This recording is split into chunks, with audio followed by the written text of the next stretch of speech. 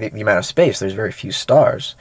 I don't know, maybe all of the elements that we know of compose like 1 or 2% of the mass of the universe, or maybe it's less than that. So it's mostly nothingness.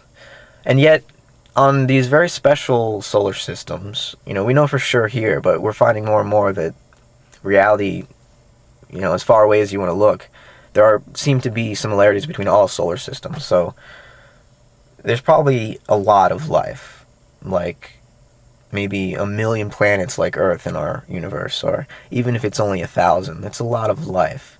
It happens, it's not just an accident, it is what the universe does. If we accept that, then we see matter is not just this dead, random, colliding stuff. Matter organizes itself. Matter comes alive.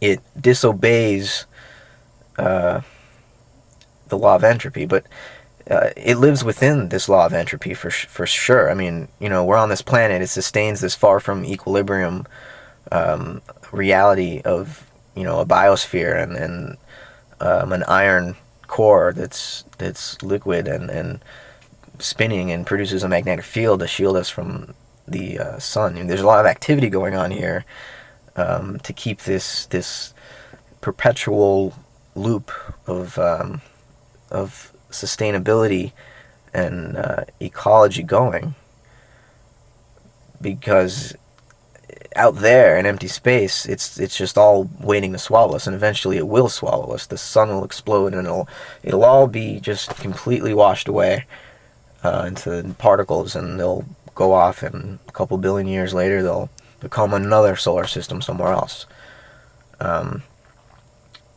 So all this is temporary, and yet it's also eternal. Temporary and eternal. So there's a body that lives and dies, and a mind that also lives and dies, but only exists in terms of this game. There's not a way out of reality. If you got into it, you are not going to be able to get out of it. There's nowhere else to go. So, when I say we don't know what's going to happen when we die, don't misunderstand me. I only say that because we also don't know where we came from. We never know finally one day who we are. We can claim we know what we are if we think we're, if Neo-Darwinianism explains all of nature and the entire activity of the earth, then we can think we know where we came from, but we still don't know who we are. As soon as you question your own identity, science becomes, moot, because it's more existential than anything you can measure with your senses. It's what senses. It's not what the senses experience. It's the fact that sense is possible.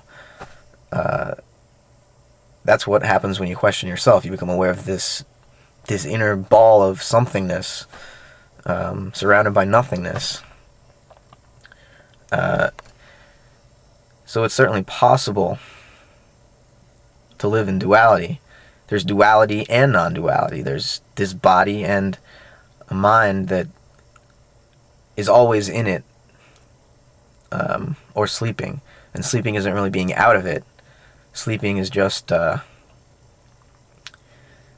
waiting to wake up, and you can never tell while you're sleeping when you're going to wake up. So, the universe is playing hide and seek. It's the far side of the earth gets the sun right now, and we get the moon. And time, as perceived by humans, is, it has this locality around the earth. It's not like there's a now moment, as far as we're concerned, the way we measure time on clocks and calendars. There's no now moment. The earth is like this 24-hour ball of time, and the whole thing is one moment maybe, but for the humans who live within this planet, it's many times, because it's also many places. So there's this this temporal earth and this eternal universe. Ugh. But, you know, The Matrix, just to try to get back to actually the film, you know, we find out there's no outside to this whole program. Even the architect and the Oracle, Neo, they're all part of the program. And there doesn't seem to be an actual programmer. It's just all doing itself somehow. And that, you know, somehow, that mystery, that's why, you know, you can never find out and get out of your experience.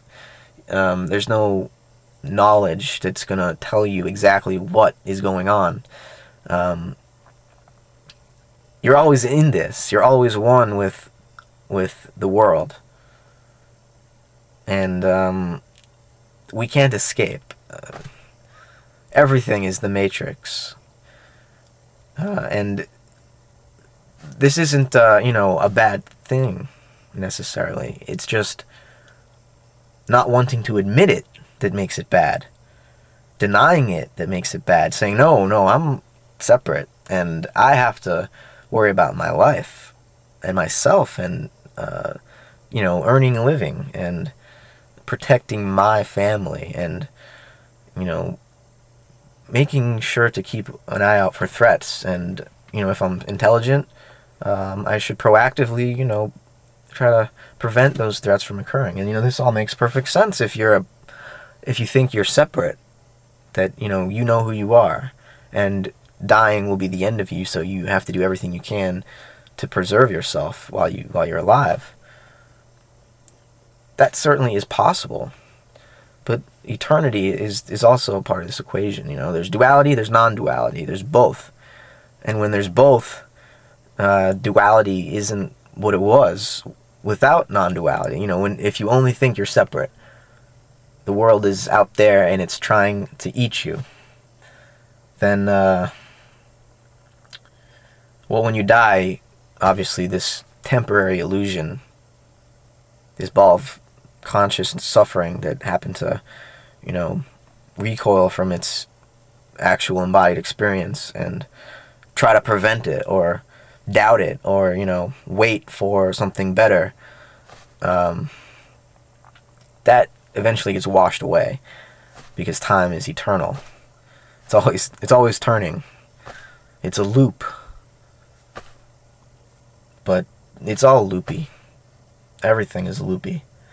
I'll just stop now because I've probably gone on for about 20 minutes, so this is going to be like an epic poem, hopefully, maybe just an epic disaster, complete breakdown of all logic and even rational inductive capability. I have no idea. I don't remember. I mean, this was all about the Matrix, but I have no idea what the Matrix is, so probably most of what I've said about it makes no sense. So, yeah, peace, all you people out there in the Matrix.